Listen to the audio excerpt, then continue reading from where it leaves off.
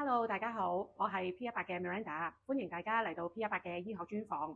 好多人都話咧，膝頭哥痛啦、髖關節痛嘅時候咧，都唔知點算好。其實呢一個都係好多都市人有嘅疾病。今日我好開心請到骨科醫生張文康醫生咧，接受我哋 P18嘅訪問。等我問下佢關於呢個膝關節同髖關節嘅治療先。近年咧，好多朋友咧都話咧呢個位置好痛喎。其實咧，佢係咪髖關節有問題啊？嗱，其實好多病人咧，或者好多市民咧，對於髖關節嘅問題或者髖關節嘅結構咧，基本上都唔係好清楚嘅。咁可以趁呢個機會同大家講一講。嗱，如果大家講緊膝關節痛、膝關節唔舒服，大家都好清楚，膝關節咪就係膝頭嘅關節咯。但係大家對於髖關節嘅位置喺邊咧，其實都唔係太清楚嘅。多數啲人咧撳住個 pat pat 咧，就話覺得係一個髖關節嘅問題啦。其實髖關節咧係一個好深入嘅關節，基本上咧徒手咧係摸唔到嘅。咁佢基本上咧就係負責連結住我哋大腿骨同埋我哋軀幹嘅一個球窩狀嘅關節。咁基本上係一個非常之深入嘅關節咧，係唔會就咁可以知道佢個痛處喺邊。咁一般嚟講咧，如果個病人嗌 pat pat 痛啦、大髀痛咧，都唔係髖關節嘅問題嚟嘅。髖關節嘅問題最常見咧，就係喺大髀罅嘅位置痛啦，或者佢感覺到裏面一個好深入嘅位置有唔舒服，而好少咧就係話 pat pat 個位置痛咗嘅。咁所以呢個要留意翻。咁如果病人有髖關節痛嘅話咧，佢有咩常見嘅症狀啊？嗱，病人如果有髖關節嘅病變咧，最先嘅問題咧就係牽涉到髖關節活動嘅一啲問題。意思即係話個病人去踎低啦，或者需要將個髖關節一個好大幅度嘅動作，就會出現唔同嘅唔舒服。最常見嘅咧就係要剪腳甲啦，要着襪着鞋，因為如果你要剪腳甲的話，你係要隻腳遞得好高，去扭動個髖關節先可以有呢個做到呢個動作。咁所以如果髖關節出現唔同類型嘅病變，令到佢發炎啦，令到佢個髖關節好緊咧，個病人第一件事咧就話：我剪唔到腳甲，我着唔到襪。如果去到髖關節問題比較嚴重嘅，個骨頭真係塌咗落嚟啦，有明顯病變咧，嗰隻腳咧就會出現縮短嘅情況。我哋就話出現一個叫做長短腳嘅情況。咁呢個就係一個比較嚴重髖關節病變引申嘅症狀啦。咁咧最常見嘅髖關節病變係乜嘢咧？嗱，如果你睇翻一啲中年啦或者長者嘅病人嚟講，大家可能以為同膝頭一樣，髖關節最常見嘅問題咪就係髖關節退化咯。咁其實答案咧就唔係嘅。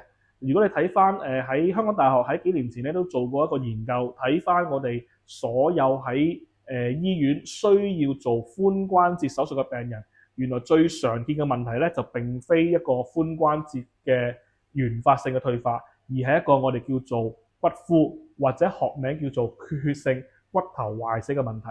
即係原因就係話個髖關節裡面係包含一個股骨頭，股骨頭係一個骨頭嚟。其實所有骨頭咧係需要血液供應咧先可以生存嘅。咁如果因為唔同嘅原因令到嗰個股骨頭嘅血液供應減少咧，嗰個骨頭就會壞死。咁呢個就係我哋叫做缺血性骨頭壞死，或者常見我哋聽過叫做骨枯嘅問題。咁我所想對骨枯呢個字對香港嘅觀眾就唔係好陌生啦，因為以前嘅沙士年代啦，到而家嘅 Covid 咧，大家都聽過骨枯呢個字眼。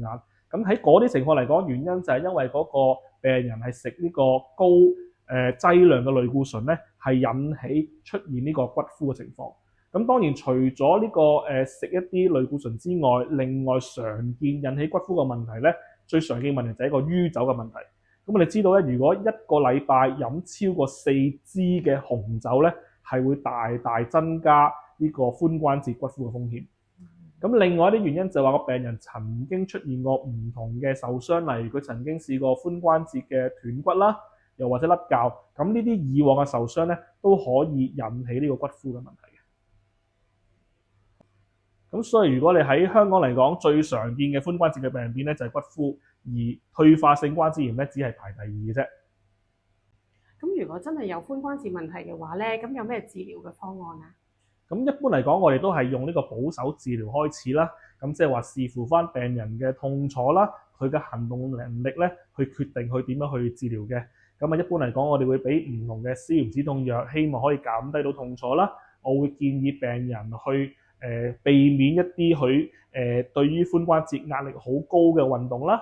我哋會建議病人用一啲唔同嘅工具，例如一個拐杖啦、四腳叉啦，或者一個學行架咧，去希望減低髖關節嘅壓力，亦都可以做物理治療咧，希望訓練到髖關節附近嘅肌肉，從而加強個穩定性同埋減低個痛嘅效果。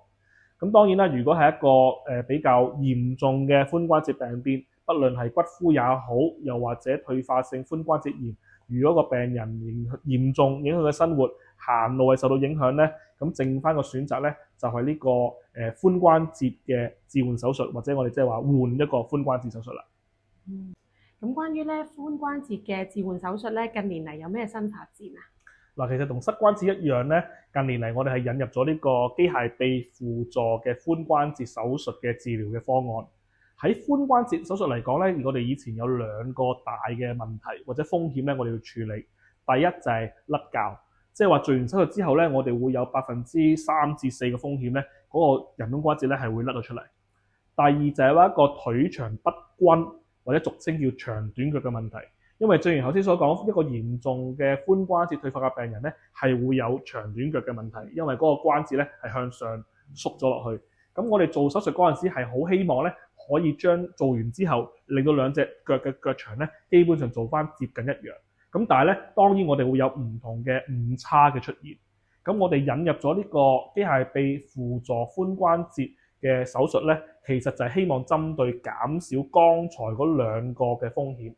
因為利用咗呢個機械臂手術，我哋喺術前咧係可以好準確咁樣規劃我哋嗰個人工假體嘅放嘅位置啦，有幾深入啦，幾長幾短。咁呢個咧係可以有效咁樣減低剛才所講我哋甩臼嘅風險。如果你睇翻文獻記載，我哋利用呢個新嘅技術的話，嗰個甩臼風險咧係可以減少4倍嘅。而頭先所講嗰個術後長短腳不均嘅問題咧，亦都可以減少大約2至3成。咁所以最重要就係利用呢個新嘅技術咧，係可以令到手術嗰個成功度啦，同埋嗰個風險咧係可以減低。如果你睇翻嗰個人工關節嘅準確程度咧，亦都可以由以前嘅80%咧去到98%，呢個比膝關節咧可以話係仲高嘅。咁所以而家嚟講，都好多醫生都會考慮選用呢個新嘅技術，去令到嗰個手術嗰個效果滿意度提升，同埋減低相關嘅風險。今日好多謝晒骨科張文康醫生同我哋分享咗好多關於膝關節同埋髖關節置換手術同埋治療方案。如果大家對於手術有咩問題嘅話，歡迎大家揾返我哋 P100嘅成員查詢。多謝晒你，拜拜。拜拜。